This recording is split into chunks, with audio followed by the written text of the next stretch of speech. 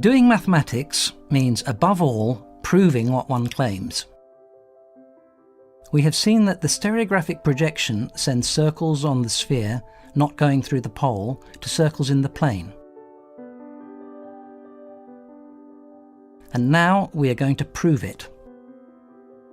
Even though this has been known for many centuries, it is I, Bernhard Riemann, who will present this proof to you. I am frequently honoured, since one speaks today of the Riemann sphere. Proving is much more than showing.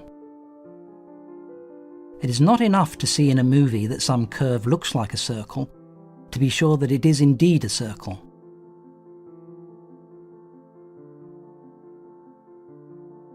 A mathematical proof must use reasoning to be convincing, and has to explain why it is indeed a circle. The great Euclid, during the 3rd century before Christ, formulated the rules of the mathematical game in his book, The Elements.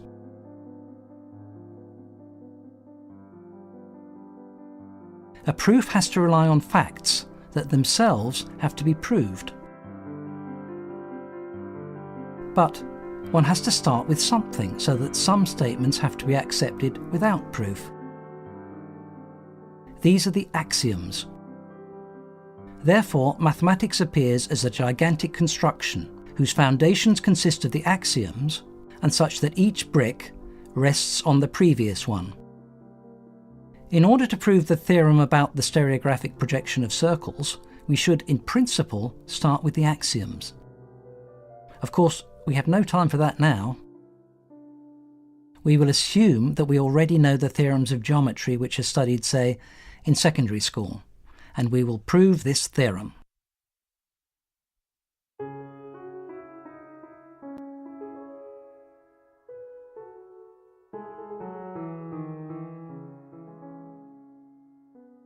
Start with something simple: the intersection of a sphere and a plane.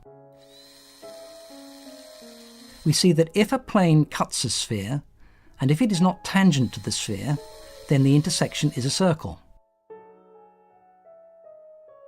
We can see it, but why is it true? How do we prove it?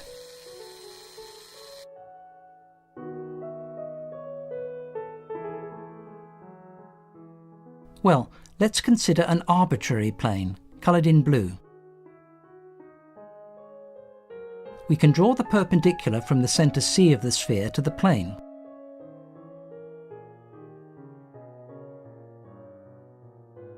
Let's call P the foot of this perpendicular. Consider 2 points A and B on the intersection of the sphere and the plane. And let's look at the 2 triangles CPA and CPB. They share a common side, CP. Both have a right angle, since the angle at P is of course a right angle, since the plane is perpendicular to CP.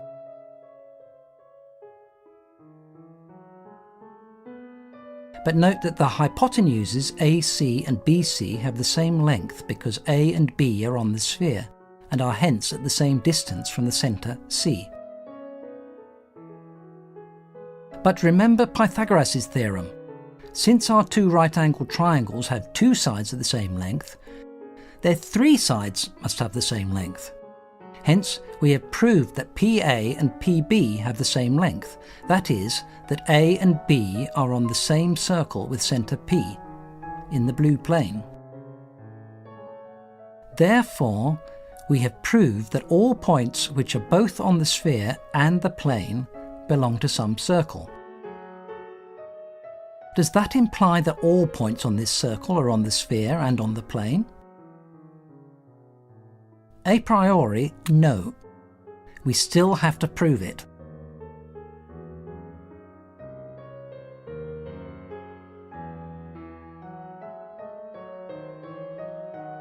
Let A be a point which is on the sphere and the plane. Consider the circle in the blue plane with centre P and that goes through A. We will prove that this circle is contained in the sphere.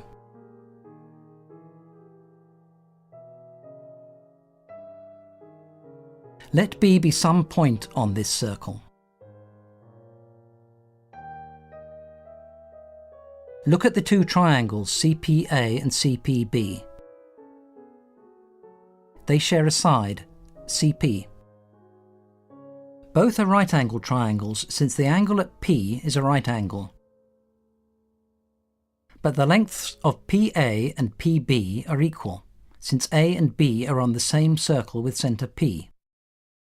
Again, using Pythagoras' theorem, we conclude that the hypotenuses have the same lengths. CA equals CB.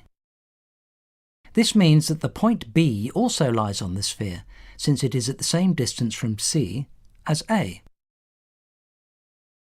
That's it. We have proved that when a plane cuts a sphere, the cross-section is a circle. Now let's look at a diameter APB of our circle. And let's place it in the plane of the screen. The blue planes appear as a straight line on the screen, and the sphere appears as a circle. Let's draw the tangents to the circle at A and B. They intersect in a point S. Of course, the line CS is again a symmetry axis for our figure. Why? Well, because the triangles CAS and CBS are equal. Why? Because they are both right-angled triangles having a common hypotenuse, and the sides CA and CB have the same length. Why? Well, because these are two radii, of course. You see, if we had to go right to the end of all the arguments, this movie would be the longest in the history of the cinema.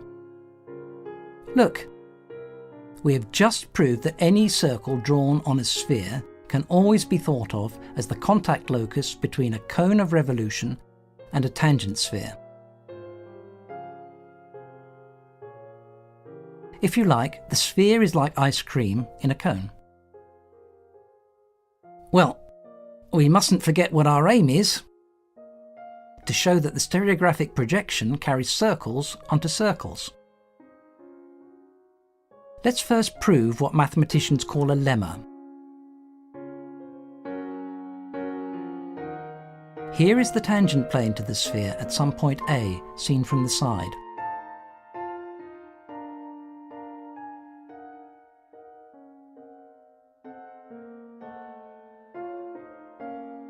Now here is the tangent plane at some other point B, also seen from the side.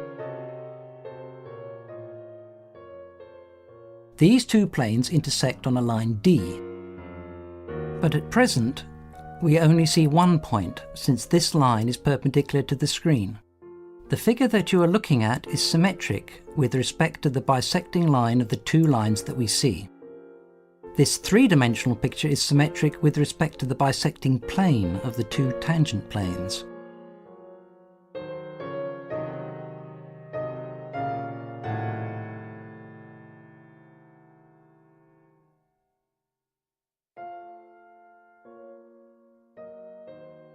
Choose some plane containing the segment AB. It intersects the line D in a point M, unless it is parallel to D, of course.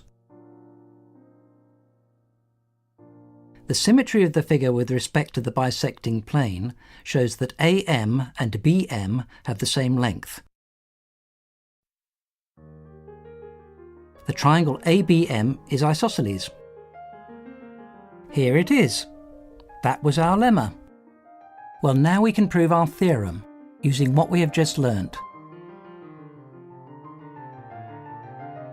Consider a circle on the sphere which does not go through the North Pole. We want to show that its projection is a circle.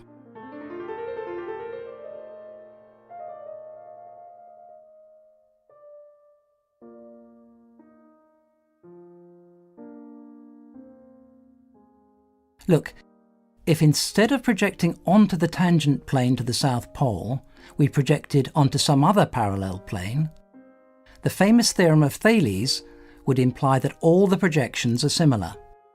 Hence, in order to prove our theorem, we may choose the projection plane as we wish. of course as long as it is parallel to the tangent plane to the South Pole. Well, let's place our yellow circle in a cone. Remember? The ball of ice cream in a cone with vertex S. Well, we're going to project onto the horizontal plane through S.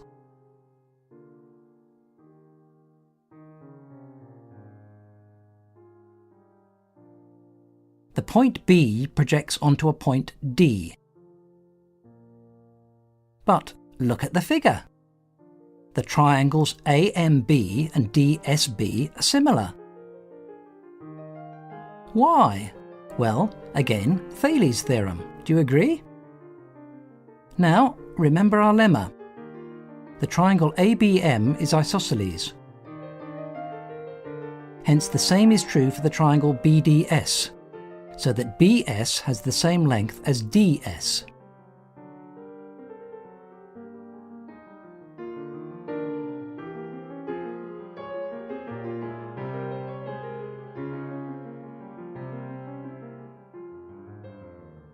When B moves along the yellow circle, the segment BS keeps tangent to the sphere. Its length is therefore constant. Since BS and DS have the same length, the moving segment DS also retains a constant length.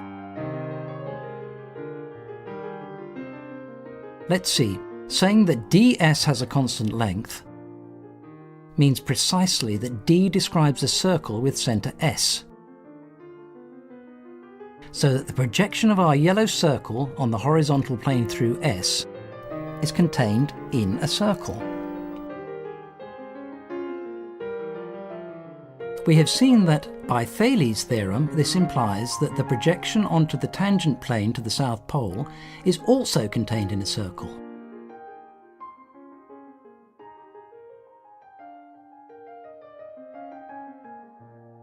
QED, quod erat demonstrandum.